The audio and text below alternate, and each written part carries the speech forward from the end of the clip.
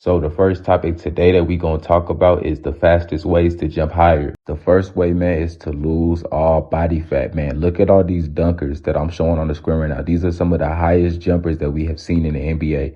What they have in common is they nothing but pure lean muscle. So lose that body fat, man. It's a combination of cardio, a little bit of strength training, and your diet. If you're not getting that lean, strong physique, you had that skinny fat physique, man, fix your diet, man. You eat like a goofy, you're going to be built like a goofy. Next, this is damn near the football method, but strength train to your absolute genetic peak, man. Damn near every single football player could dunk a lot easier than NBA players. They windmill and they doing 360s with ease simply because them dudes is in the weight room. So even if you look at some of the best dunkers in the NBA right now, Zion, Anthony Edwards, the Thompson twins, these dudes are either strong as hell genetically or they strength trained to their absolute genetic peak. So you could mix the strength training and the getting low body fat, or you could, Anthony Edwards, y'all, this dude had a whole bunch of body fat. Zion had a whole bunch of body fat, but they were strength training to the absolute max. So their bodies were strong. The fat didn't even matter at that point. They could just fly. But at the end of the day, man, it's better to burn off that fat. So what I would say you need to do, man, mix strength training with some basketball, with some just jumping, trying to grab the rim. But make sure you get in a lot of strength training, like 2-3 times a week. If you're scared of weights, man, you could do the Thompson twin workout. Them dudes were simply doing body weight, push-ups, a lot of sit-ups, some calf raises. Just look into their workout and replicate it. Next, if you could get your hands on a Vertimax, hop on the Vertimax as fast as possible. One of the best ways I've done seen people with my own eyes vertical jump in a week, 2 weeks off the Vertimax. And every single kid that's playing OTE, highly ranked, they all on the Vertimax. So if you could get your hands on a Vertimax, man, you need to hop on that Vertimax. Next, sprint training, man. Sprint training, you only got to do 10 to 40 meters, man. What the sprint training does, man, it helps you generate force. And you could literally feel yourself learning how to generate force while you are sprint training. So sprint training is something that you could do it. If you play AAU, you're going to be getting coached every once in a while. Boom, back to the baseline. Suicide sprints. Just take these sprints serious. Man, in the start times that they had on their workout plan, never lose a sprint. You could also look at some of the highest jumpers even right now and in NBA history. Most of these dudes was extremely quick.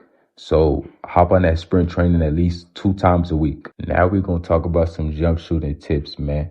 So this is advice from Lethal Shooter.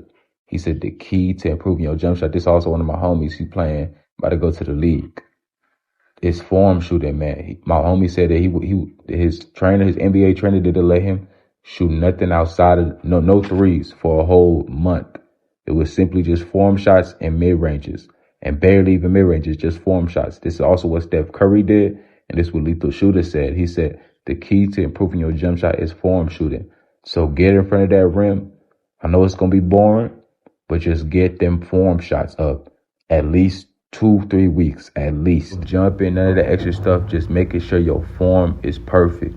Next, Ray Allen, Damian Lillard, and Trae Young was all talking about how they let the ball come off their fingertips. It's similar to when you throw a football, when you throw a baseball. It comes off your fingertips last so you can control where it's going.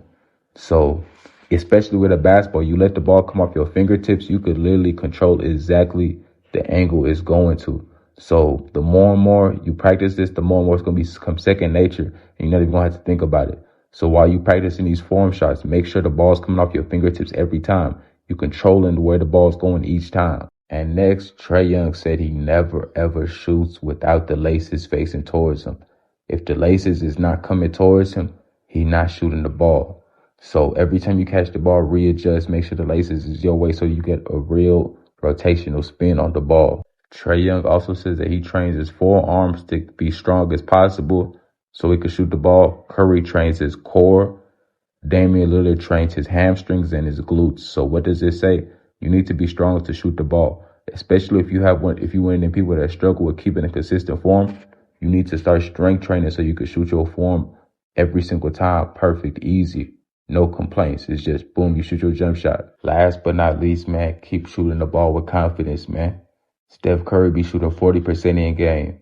That's not even half of it. Half of it makes you expecting to make every single three ball. Just shoot the ball, man.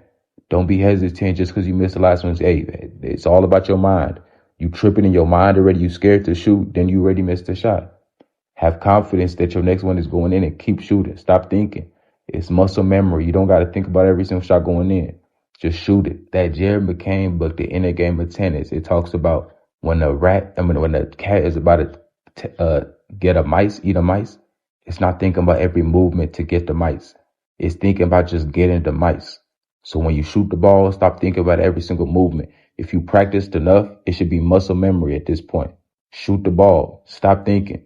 Shoot the ball. Look at the rim. Boom. Shoot the ball. We either got two more topics or one more topic, but this third topic I'm talking about, man, is do not be training like Kobe, man. That's one of the worst mistakes I ever did in my life growing up, man. I was, man, sick, man. I seen Kobe's story give me goosebumps. Waking up early, doing this, doing that. Y'all was 6 foot in the 8th grade, man. Barely grew after that, man. Cause I'm on the Kobe grind. Kobe got 3 hours sleep. I'm getting 3 or 4 hours sleep.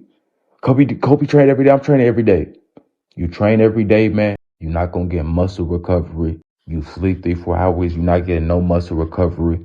Your muscle memory going to be terrible. Your mental going to be terrible. You're going to be angry at the world. I talked about this in past videos, so I'm not going to go too deep into it, but no sleep and no rest days is not going to do no good for you, especially at a young age. Just when you're developing, just when you need all the nutrition you could get. So that leave that Kobe stuff for some time else, man. When you're 25 plus years old, even Kobe said when he shouldn't have even been doing that type of training, and it led to bad results. And last but not least, man, to improve your basketball IQ, man, stop putting a limit on your basketball journey. If you love this game, why are you putting a limit on your journey?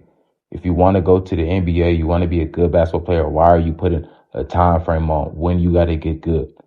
Make the time frame endless. You put the NBA at nothing, you don't really love basketball. You put the NBA at nothing, you're not going to be able to see the game correctly. I'm telling you, that's literally the key to IQ. Get out the mentality NBA or nothing.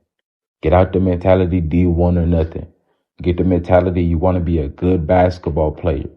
You want to be as best as possible wherever you at. It's that simple. You thinking NBA or nothing, you thinking D1 or nothing, you're going to be playing dudes that simply just love the game and that they're going to be able to see miles past you.